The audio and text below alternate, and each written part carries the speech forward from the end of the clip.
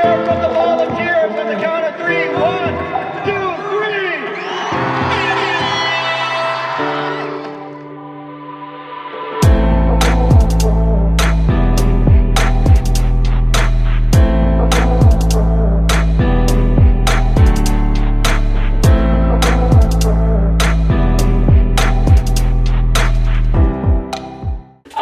Going back to more serious things. Yeah. So becoming an officer at 21, how did that feel? You know, you are one of the youngest ones, not the youngest, but definitely one of the youngest ones. And so how does that feel? And, you know, how do you sort of carry that role as well? Because now there's also a set of expectations that are put on you. For example, now you're an officer, you know, but you're also representing something like KidsPlay. You are a South Asian male, you know, representing your identity, representing who you are. So all these pressures, how do you handle it? I don't know, just put my head down and keep going, I guess. Keep going. And that's, yeah, I mean, 21, like this, especially with the RCMP, like they do hire young, so, which I was really fortunate that I applied there. I know if I applied to any municipality, it's an average hiring age is 27, so chances of me getting in there at that age was probably very slim. So yeah, like I got on and I was super grateful. My only backup was like, oh, if I don't get in, then I can just do my 4-year degree and then try applying again and get some more life experience. But got on, and I don't know, I feel like you're so busy doing other things that you just tend to, like, you know, stay out of trouble and do other things. A lot of people my age were still out partying and going out every weekend, like 2-3 times a weekend. But I don't know, I just never had any itch for that. Maybe once in a blue moon I would go out, but not very often. Like if I were to hang out with people, like I'd rather do that in like a local setting, or like maybe just at a restaurant with a few friends or someone's house and in a full circle. Well, you know, I remember when we used to have Bootcamp. It was early morning, you know, 6 in the morning. 6 in the morning, oh Rain God. or shine. Rain or shine. And we used to have this bell. And I think we should really talk about that bell. So there's a bell that Cal used to tell us if we want to quit, you ring the bell and you leave and you never come back. It's military style. Yeah. And so as tempting as that bell was, because those workouts were hard. You were tempted to ring that bell? No, I did not say that. Tell me, you can't put it on me like that. Anyhow. Well, I mean, I'm just trying to listen to No, what I'm you're just saying and all of us were. It was hard. I don't think it was hard. It was hard. I didn't want to ring the bell. I didn't want to ring the bell. I never rang the bell. Well, you said as tempting as it was. Somewhat. Sometimes it was hard, alright? Okay. Sometimes it was hard. Okay.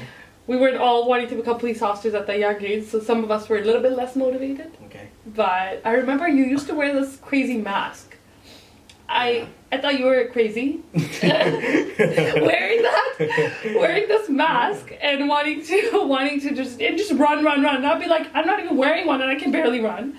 So tell us a little bit about where that craziness came from and where where that idea came from and what it did for you. That was it's called a high altitude mask. So you can change the settings on it so it puts you at certain altitudes, and so you have less oxygen. So it's harder to breathe. It's just good for cardio. Okay, well, and you would be the only one wearing it, but look at where that got you. Yeah. I think everything played. I mean, I haven't been doing a lot of cardio lately, so it's been quarantine. I've been enjoying my food, but yeah, no, it was a good way to challenge myself, I would say. Definitely, yeah. You should try it. Try what? I'm putting a mask on.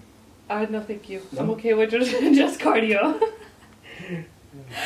Anyhow, let's talk about a little bit about, you said managing all of that at that time when you were working so hard towards your goals. Yeah. There were people your age partying and doing other things that a 21-year-old would do.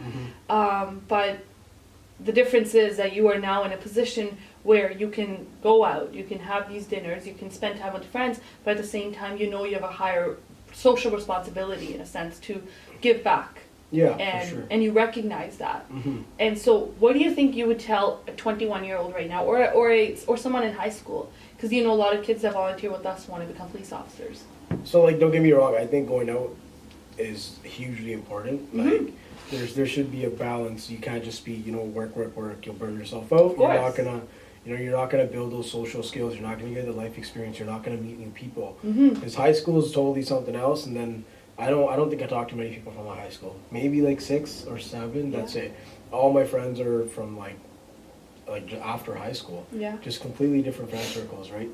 So I think like for the 21-year-olds that do want to do the exact same thing I did, just keep your head on straight and focused, but at the same time do enjoy yourself.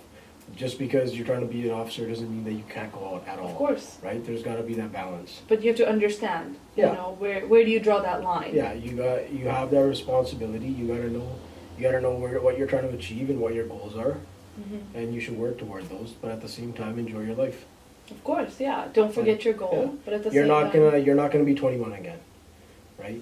From 19 to like 25, those years you won't get back. Of course. Yet those years will be like the most fun you've ever had. Yeah. So. I And think they you will should- also kind of contribute to who you become Yeah. later on as well. Get a good friend circle. You know, travel, enjoy, go out, have fun, but stay responsible and keep your head on straight, and you'll do just fine. Yeah. Well, we're going to do a little questionnaire round. I'm going to ask you a couple questions, and you can tell me what you would do if you had that. Oh, Yeah? sure. Okay. So right now, if you got a $10,000 check, what would you do with it? So you got $10,000 in your bank account all of a sudden. What would you use that $10,000 for? I would give KidsPlay 5. No way. Yeah, Awesome. give support our events and stuff. Because I know we always need sponsors and we always need funding, because every year our events get bigger and bigger. Such as BC Place, which started out like 200 kids, and I think, when did we get up to 6 now?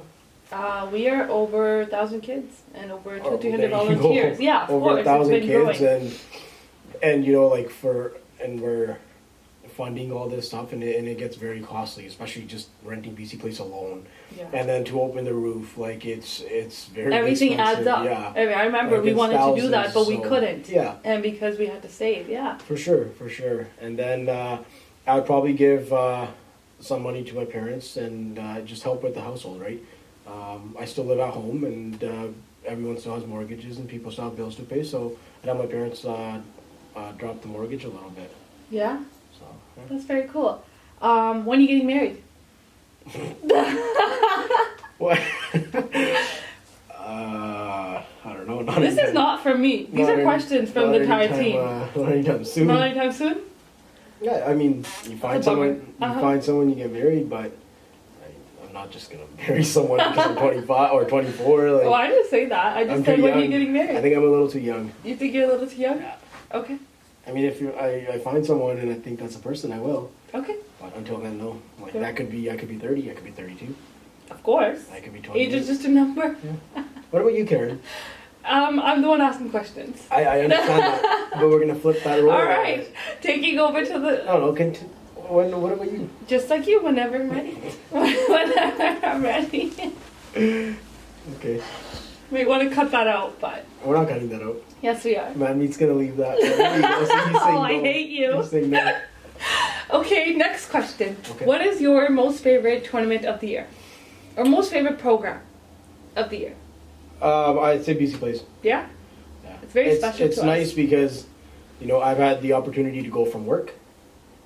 Because my bosses have been I've been very fortunate. I've had good supervisors, and they've been very supportive of this. Also the fact that when we do finish the event, like all the volunteers get together, and we always go do something. Whether that's go down to the Stanley Park or Seawall, or go sit at a restaurant. But everyone gets time to bond, talk to each other, share their thoughts, see how the day went, and it's cool. It's a good little team bonding exercise that we do after. And we've become a family. Yeah, Right? and it's not like, and BC Place is more fun. It's not even like an event for us. It almost feels like you're just there, having fun with the kids. Yeah. And it's cool because all these kids are going to elementary schools in downtown East Side, and they're seeing the rough side. Mm-hmm. So for them to come out and have people, doing this for them and supporting them, it's cool. They are, they're so grateful. Mhm. Whether that's staff that we work with, teachers, Yeah. the schools, the kids. Yeah. They're just so extremely grateful because Mhm. they don't get very many of these opportunities. Yeah, Because totally. everything costs money these days. Totally. And for us, for these kids to think that we're just going to come in and have a good time with them. That's all they want. They just want to be kids. Yeah, exactly. And we're so fortunate to be on this end of the spectrum where we're able to give. I'm going to make you mute that. I'm gonna. Thank you.